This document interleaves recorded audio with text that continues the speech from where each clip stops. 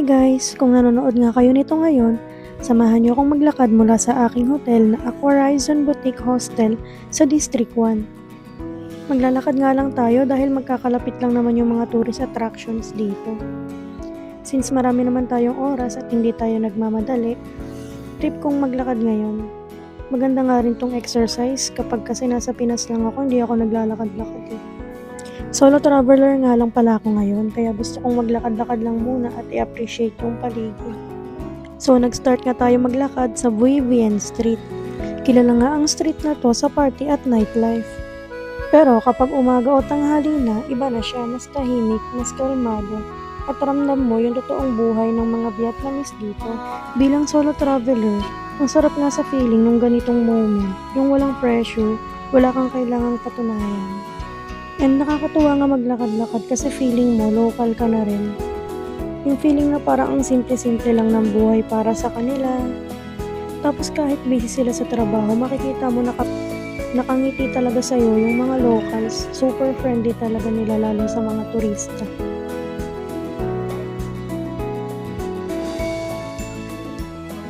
Grabe guys, parang nasa Pilipinas lang din tayo. Yan. May mga talipa pa, tapos ang daming motor, kung saan-saan lumalabas. Umiba ni 15K lang oh. Ano yun, Chay? Chay din. Gabi lang may mga motor na sumusulpot. Wow. Hukay din yata oh. Ay hindi, parang sandwich. So, papunta nga tayo ngayon guys sa September 23rd Park. Walking distance lang siya mula sa ating hostel. Around 7 to 8 minutes walk. Ayun. Okay. Oh, Pinas na Pinas feels. Bentan. Ano ba yung Bentan Market? Hindi ko na-check sa maps eh.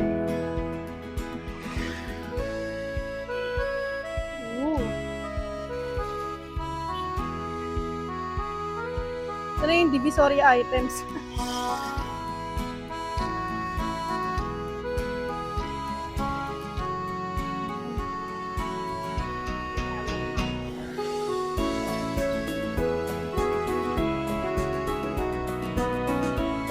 mga bilihan din ng gold per J. Malengke. Yan guys, tamang walk trip. Dapat naka-sunscreen kasi mainit dito ngayon, parang sa Pilipinas.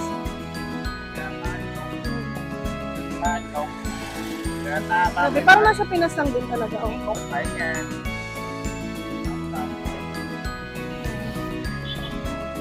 Pinagkaiba, mas murang version. ID. So, ang gagawin nga lang pala natin ay maglalakad lang today. Papunta sa mga free tourist spots.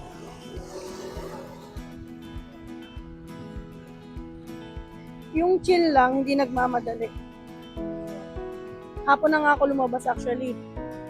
Nag-plan muna ako ng mga pwede pupuntahan, na walking distance lang. Gusto ko yung ganito lang. Walang hinahabol na schedule.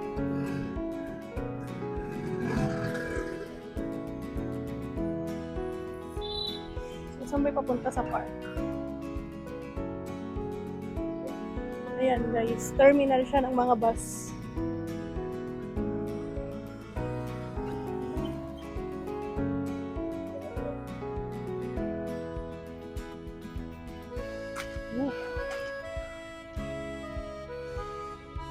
ATM. So, dapat may makita pala ako rito Citibank or BP Bank. Kasi ang mahal ng charge dun sa ibang mga banks eh. Like kagabi, nag-withdraw ako ng 1M dong. Yung fee ay 99,000 dong. So around 200 plus. Sayang din yun. Pang-grab na rin yun. Kaso wala tayong choice kasi yun lang yung ATM na meron dun sa Tansan Airport.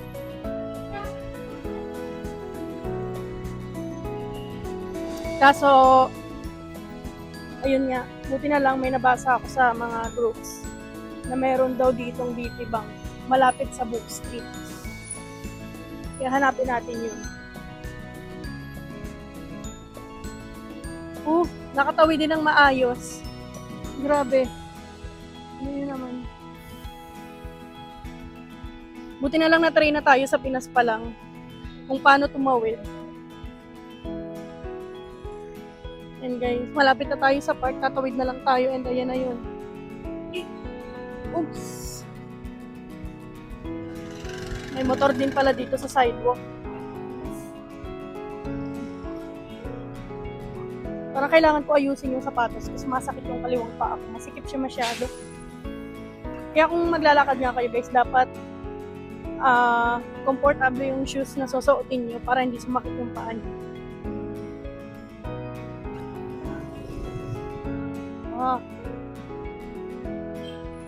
Anong terminal kaya ito? Hindi isa.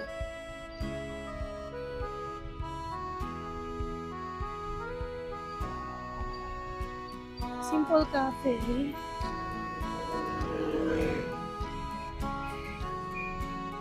Anong church to? Ayun guys, may Little Hanoi din dito.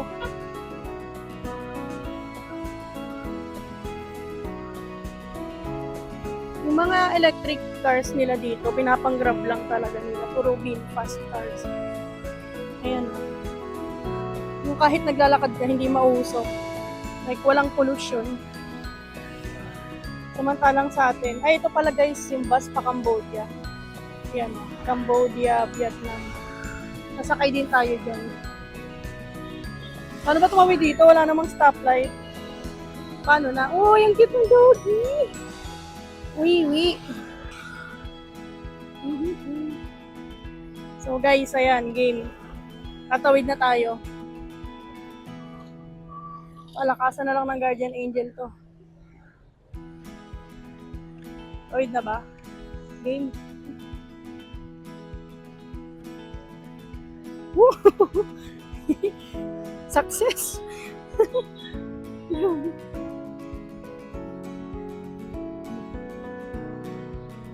Now we're here sa September 23rd Park.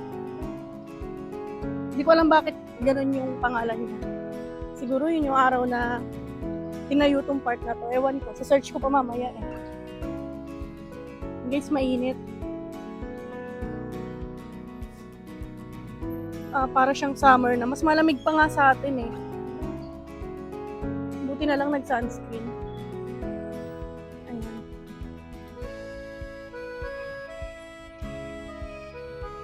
So, dumating ako kagabi sa airport ng 12:30 ng midnight. Tapos, nakalabas ako ng airport ng 1 a.m. o 1:30 kasi nag-withdraw pa ako. Tapos, na-challenge ako sa pag-book ng Grab. Kasi alam mo yun, naka-Vietnamese yung ibang address nila. Kaya, dapat make sure mo na tama yung ipipin mo na location para madali ka mahanap ng driver. Pero maganda ron, mura lang lahat ng pamasahe nila dito kahit Grab. Ang binayaran ko lang 270 pesos sa 6 kilometer na ride. Sobrang mura pa din niya. And cash lang yung binayad ko, sinuklian ako ng tama. Ayun, nakita ko na nga yung terminal ng Pa-Cambodia, dun pala. Bus Pa-Cambodia, yan. Diyan tayo next time. Siguro sa 31. Nagalaro pa nga. May sipa rin sila dito. Buti pa dito may mga parks eh. Kahit city. Sana sa atin din. May lugar man lang para makapagtambay ka, makapagpahangin. Yan. Sana maisip din sa Philippines na mahalaga yung park. Dahil dito tayo, napunta pag stress tayo, di ba? Hanap nga muna ako ng lugar na pwede kong upuan. Aayusin ko yung sapatos ko. Ang sakit na kasi ng paa ko sa kaliwa. Yan guys. Sarap naman tumambay dito. Yan. May pond pa nga oh. Natutuwa nga ako dito kasi super balance ng city and ng nature. Makikita mo may mga seniors na naglalakad, nagpapahinga, nag-exercise dito, and meron din mga nagpipiknik. At ayan, nakahanap nga ang babae ng pwesto para mag-emote. Tripod is the king nga lang kung solo traveler ka. Kaya di mo kailangan mag-worry kung walang magte-take ng picture sa'yo. Minsan nga mas maganda pa kapag kuha lang ng tripod.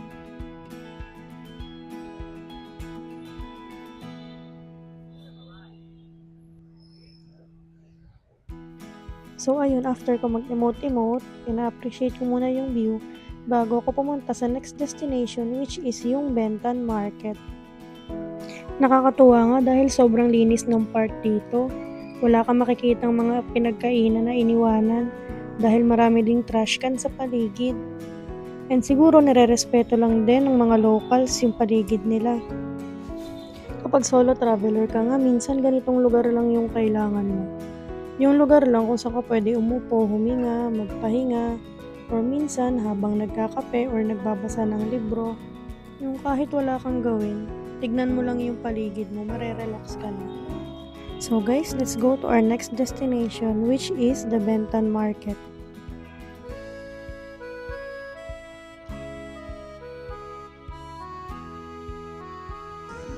So ayan, may tawiran na naman. Good luck guys. Kaya natin to. Abuti na lang may stoplight pala. Hindi tayo mahihirapan.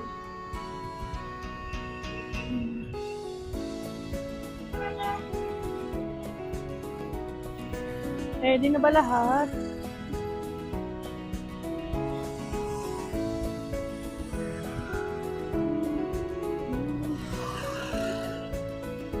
Ayun, nakago.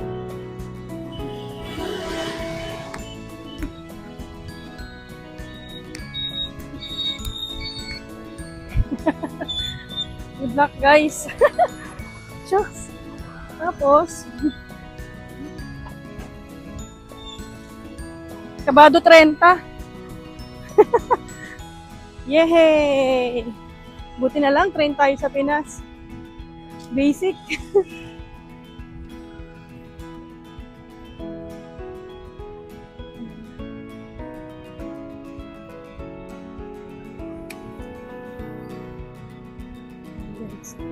So, ang next stop natin ay ang Bentan Market.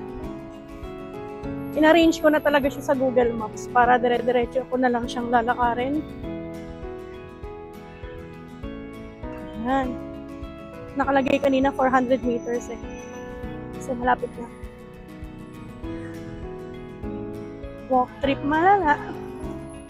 Tapos mamaya, diretso kain. So, after nga ng Bentan Market, ay pupunta tayo sa yung City Hall ng Ho Chi Minh. Pipicturean lang natin siya kasi maganda yung architecture. Excited na ako makita yun. Lagi ko yung nakikita sa picture eh. So, ayun. Nice. And guys, huwag kayo mag-worry pag nandito na kayo. Kasi ang dali lang i-navigate ng lugar nila. Tsaka ang maganda rito, nagsasalita sila ng English, unlike sa ibang country like Taiwan. Dito, kaya mo silang kausapin ng walang translator. Kaya hindi ako nahirapan eh. And napaka-friendly pa nila, grabe. Sila pa nagdala ng maleta ko hanggang kwarto.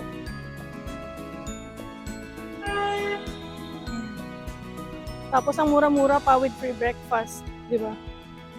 Imagine, parang 300 pesos per day lang yung binayaran ko. Tapos with breakfast. Grabe, diba? Pang ano lang yun, pang dorm type lang, ha? Hindi hindi isang buong room.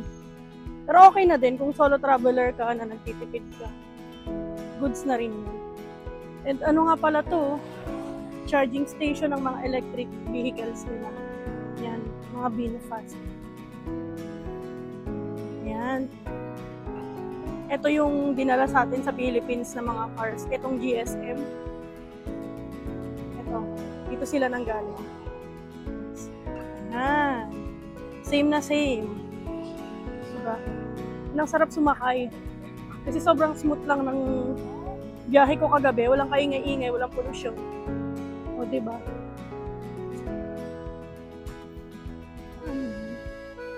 Vivid. Diba, air? Guys, oh, may Domino's Pizza rin. Uy, ayun yung bus. Yung double decker. And may train station din, oh. Hindi na ako mahihirapan hanapin. Andito na pala lahat halos.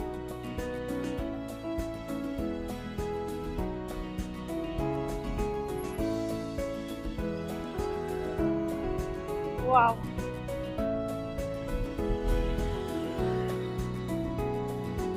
Grabe. Ang organized dito. Kahit medyo makalat siya. Organized naman. Ayan. Okay. Nagugutom na nga ako kaya hanap ako ng makakain sa Bentan Market. Ayan guys. Tapos nakikita nyo yan. Train station siya ng Bentan Station. Ganda nga siya i-try once para ma-experience natin yung train nila. Kung ano nga bang pinagkaiba sa Pilipinas. Pag may time, itatry ko din to. Ayan. Wow! May McDonald's. Ayun. So yung malapit na tayo sa Bentan Market. Parang 100 meters na lang.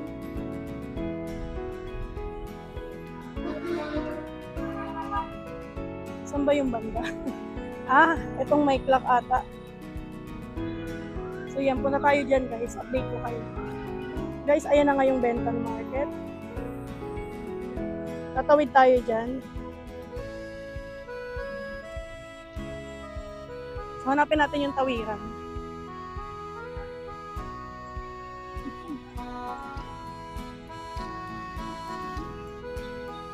Saan ba? Sundan natin po. Tatawid ko eh. And guys, mga GSM na motorcycle. Chinek ko yung rates nila pero parang mas mahal siya compare sa Grab. Kaya Grab pa rin talaga yung ginagamit ko. Siguro may instances na mas mura siya kaysa sa Grab, ganun. Depende siguro sa location. Ayun, parang ito na yung tawiran. Okay. Ito nga, buti na lang sinundan natin sila. Grabe.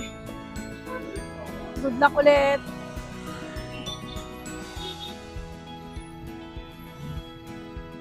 Sama.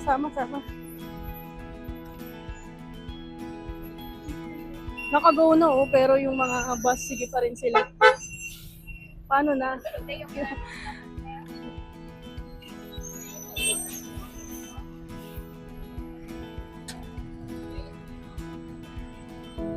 Oh, M. Grabe. Saan ba yung papunta sa market? Baka bawal dito dumaan. O doon na lang sa kabila. Yan.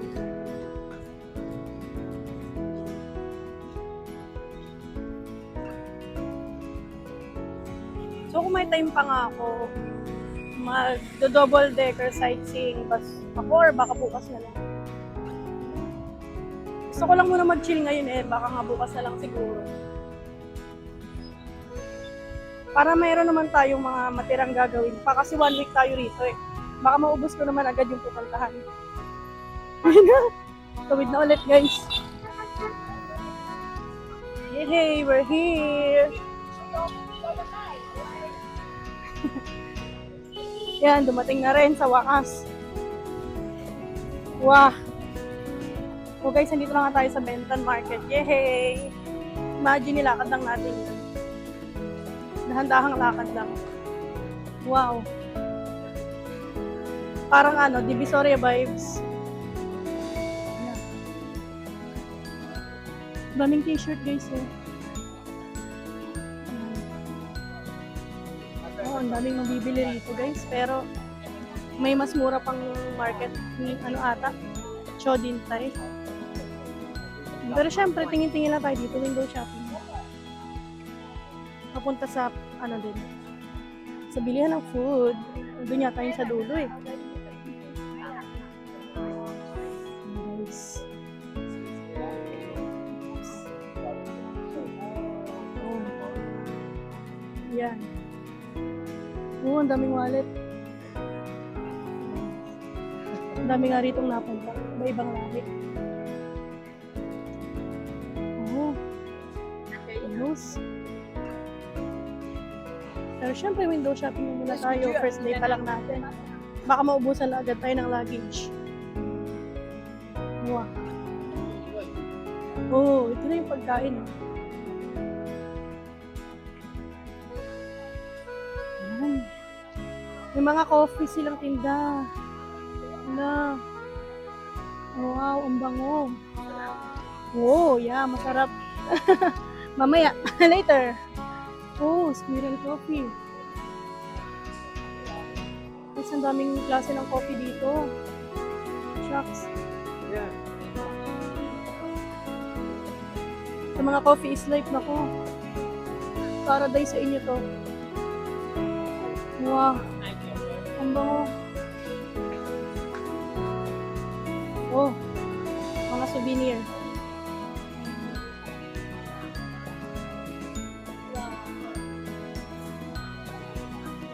Oh, peanuts.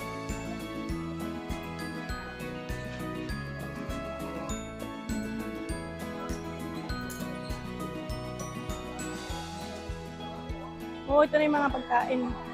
Noodles. Ayoko mag-noodles, guys. Nagpa na tayo kanina. Ano kaya pwedeng kainin? Wow, ang bango. Bango ng mga fruits. Wow, may durian akong naaamoy. Ayun. Oh.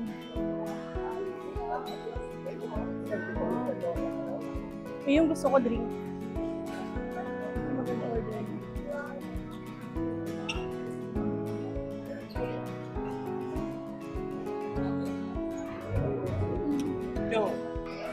May alak. Oh, yun yung snake wine, no? Snake wine. Tatagalog sila. Alam nilang pinaya ko. Gusto ko ng drinks kasi sobrang init sa labas. Oh.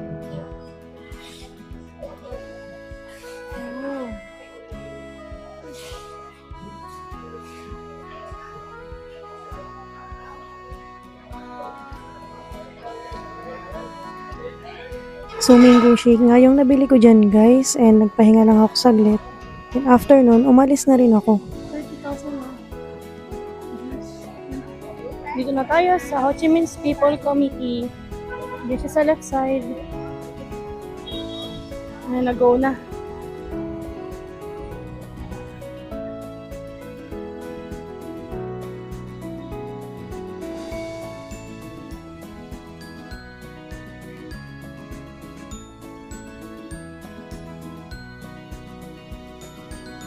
From dito nga pala sa People's Committee. Nandito lang sa tapat niya yung tourist sightseeing bus. Ayan, tatawid lang kayo dyan. Papunta doon. Ayan, bukas dyan tayo.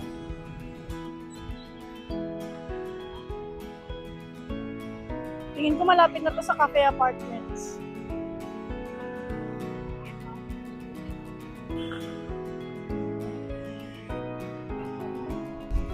So, ayan, sa kakalakad ko nga, nakita ko na talaga yung cafe apartment. Dati nasa save videos ko lang to sa TikTok, ngayon nasa harapan ko na.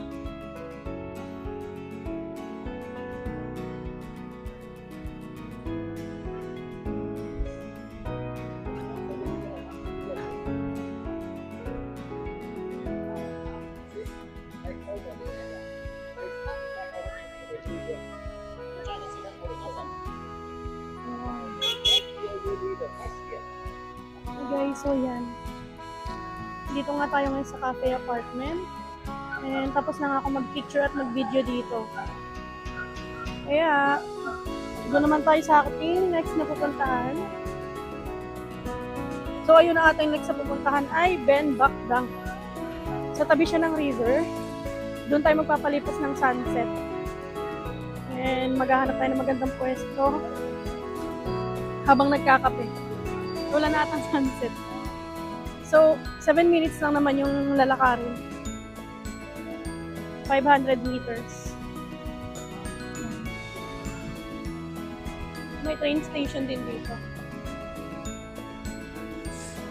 Ayan. Grabe yan saya. Walking distance lang halos lahat ng mga attraction dito. Ang dami ko na agad napuntahan. Ayan, tawid tayo rito.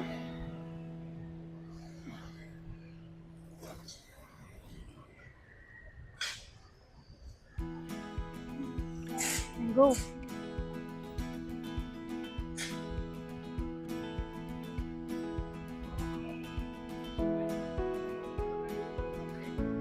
Train station to, Trung Tam Di. Hey.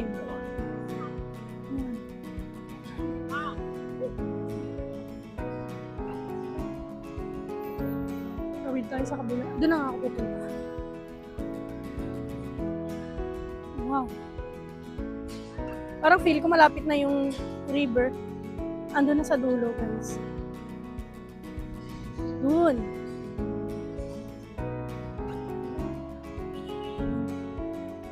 Grabe tong tower na to.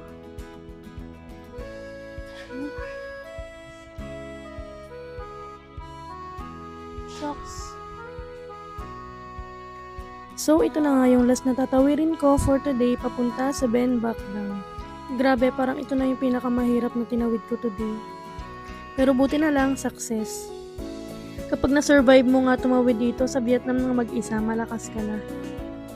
And finally, ang last stop ay dito sa Saigon River. At ito nga, nakakita na naman ako ng magandang pwesto para mag-emote-emote. Pagbigyan nyo na ako.